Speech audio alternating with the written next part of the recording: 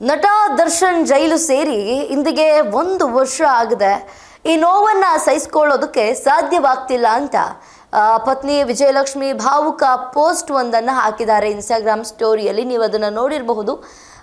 ದರ್ಶನ್ ಅವರು ಹಿಂದೆಯಿಂದ ವಿಜಯಲಕ್ಷ್ಮಿ ಅವ್ರನ್ನ ತಪ್ಪಿಕೊಂಡಿರುವಂತಹ ಒಂದು ಫೋಟೋಗೆ ಒಂದಷ್ಟು ಸಾಲುಗಳನ್ನ ಬರೆದು ಇನ್ಸ್ಟಾಗ್ರಾಮ್ನಲ್ಲಿ ಪೋಸ್ಟ್ ಮಾಡಿದ್ದಾರೆ.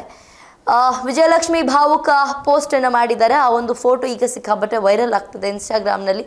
ರೇಣುಕಾ ಸ್ವಾಮಿ ಕೊಲೆ ಪ್ರಕರಣದಲ್ಲಿ ನಟ ದರ್ಶನ್ ಜೈಲು ಸೇರಿ ಬರ್ತಿ 1 ವರ್ಷ ಪೂರೈಸಿದ್ದು ಪತ್ನಿ ವಿಜಯಲಕ್ಷ್ಮಿ ನೋವನ್ನ ಸಹಿಸಿಕೊಳ್ಳೋದಕ್ಕೆ ಸಾಧ್ಯವಾಗ್ತಿಲ್ಲ. ಕಾಲ ಮತ್ತು ದೇವರಿಗೆ ಎಲ್ಲವನ್ನ ಬಿಟ್ಟಿದ್ದೇನೆ ಅಂತ ಹೇಳ್ಬಿಟ್ಟು ಭಾವುಕ ಪೋಸ್ಟ್ ಒಂದನ್ನು ಹಂಚಿಕೊಂಡಿದ್ದಾರೆ. ಇತ್ತ ಸಹ ಆರೋಪಿ ಪ್ರದೋಷ್ ಕೂಡ ಮಾಫಿ ಸಾಕ್ಷಿಯಾಗುವುದನ್ನು ವಿರೋಧಿಸಿ ದರ್ಶನ್ ಸಲ್ಲಿಸಿದಂತಹ ಅರ್ಜಿಯನ್ನ ಹೈಕೋರ್ಟ್ ವಜಾಗೊಳಿಸಿದೆ.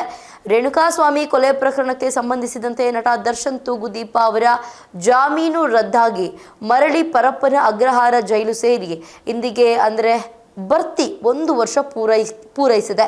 ಒಂದೆಡೆ ದರ್ಶನ್ ಪತ್ನಿ ವಿಜಯಲಕ್ಷ್ಮಿ ಜಾಲತಾಣಗಳಲ್ಲಿ ಭಾವುಕ ಪೋಸ್ಟ್ ಹಂಚಿಕೊಂಡಿದ್ರೆ, ಇನ್ನೊಂದು ಕಡೆ ಹೈಕೋರ್ಟ್ನಿಂದ ನಟ ದರ್ಶನ್ಗೆ ಮತ್ತೊಂದು ದೊಡ್ಡ ಹಿನ್ನಡೆಯಾಗಿದೆ.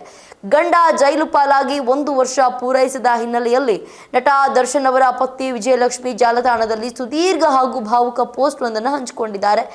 ಆಗಲೇ 1 ವರ್ಷ ಆಯಿತು. ನೋವು ಹಾಗೆ ಉಳಿದ್ಬಿಟ್ಟಿದೆ. ಗಾಯ ಇನ್ನೂ ವಾಸಿಯಾಗಿಲ್ಲ.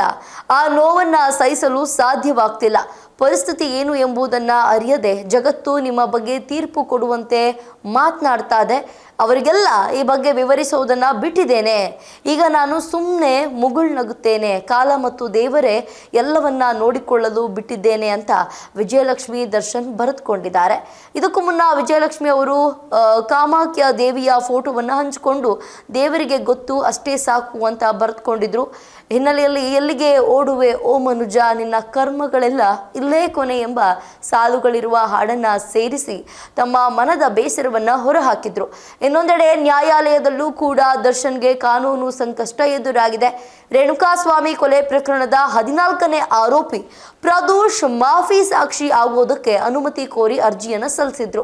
ಈ ಅರ್ಜಿಯನ್ನ ವಿರೋಧಿಸಿ ಆಕ್ಷೇಪಣೆಯನ್ನ ದಾಖಲಿಸಲು ಅವಕಾಶ ನೀಡಬೇಕು ಅಂತ ದರ್ಶನ್ ಹಾಗೂ ಇತರ ಸಹ ಆರೋಪಿಗಳು ವಿಚಾರಣಾ ನ್ಯಾಯಾಲಯಕ್ಕೆ ಮನವಿಯನ್ನ ಮಾಡಿದ್ರು. ಆದರೆ 59ನೇ ಹೆಚ್ಚುವರಿ ಸಿಟಿ ಸಿವಿಲ್ ಮತ್ತು ಸೆಷನ್ ನ್ಯಾಯಾಲಯ ಆ ಮನವಿಯನ್ನ ನಿರಾಕರಿಸಿತು.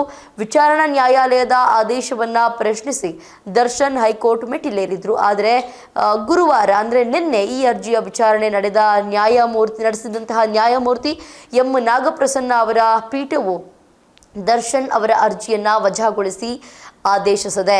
ಸಿಆರ್ಪಿಸಿ ಸೆಕ್ಷನ್ 306ರ ಅಡಿಯಲ್ಲಿ ಯಾವುದೇ ಒಬ್ಬ ಆರೋಪಿ ಮಾಫಿ ಸಾಕ್ಷಿಯಾಗಲು ಕೋರಿ ಅರ್ಜಿಯನ್ನ ಸಲ್ಲಿಸಿದಾಗ ಆ ಅರ್ಜಿಯನ್ನ ನ್ಯಾಯಾಲಯ ಪರಿಗಣಿಸುವ ಹಂತದಲ್ಲಿ ಅದರ ವಿರುದ್ಧ ವಾದ ಮಂಡಿಸುವ ಅಥವಾ ಆಕ್ಷೇಪಿಸುವ ಯಾವುದೇ ಹಕ್ಕು ಸಹ ಆರೋಪಿಗಳಿಗೆ ಇರೋದಿಲ್ಲ ಅಂತ ಹೈಕೋರ್ಟ್ ಸ್ಪಷ್ಟಿಸಿದೆ.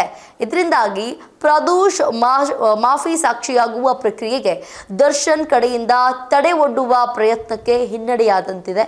ಪಾಪ ಏನೇ ಆಗಲಿ ಗಂಡ ಅಲ್ವಾ, 1 ವರ್ಷ ಆಯಿತು ಅವರನ್ನು ಬಿಟ್ಟು ಹೋಗಿ ಜೈಲಿನಲ್ಲಿದ್ದು. ಭಾವುಕ ಪೋಸ್ಟ್ ಬ್ಯಾಕ್ ಟು ಬ್ಯಾಕ್ ಹಾಕ್ತಾನೆ ಇದ್ದಾರೆ. ಇವತ್ತು ಕೂಡ ಹಿಂದೆಯಿಂದ ತಪ್ಪಿಕೊಂಡಿರುವಂತಹ ಒಂದು ಫೋಟೋ, ಇಬ್ಬರು ಕೂಡ ಒಂದೇ ಕಲರ್ ಶರ್ಟನ್ನು ಹಾಕಿರುವಂಥದ್ದು, ಹಿಂದೆಯಿಂದ ಹಗ್ ಮಾಡಿರುವಂತಹ ಒಂದು ಫೋಟೋವನ್ನು ಹಾಕಿ ಒಂದಷ್ಟು ಲೈನ್ಗಳನ್ನ ಬರೆದು ಹಾಕಿದ್ದಾರೆ. ಭಗವಂತನೇ ಎಲ್ಲದನ್ನು ನೋಡ್ಕೊಳ್ತಾನೆ ಅಂತ. ಬಟ್ ದರ್ಶನ್ ಅವರಿಗೆ ಇದರಿಂದ ಮುಕ್ತಿ ಸಿಗುತ್ತಾ ಕಾದು ನೋಡಬೇಕು. ಇದಾಗಿತ್ತು ಇವತ್ತಿನ ವಿಶೇಷ. ನೋಡ್ತಾ ಇರಿ ಸ್ಪೀಡ್ ನ್ಯೂಸ್ ಕನ್ನಡ. ಸುದ್ದಿ ನಿಮ್ಮದು, ವೇಗ ನಮ್ಮದು.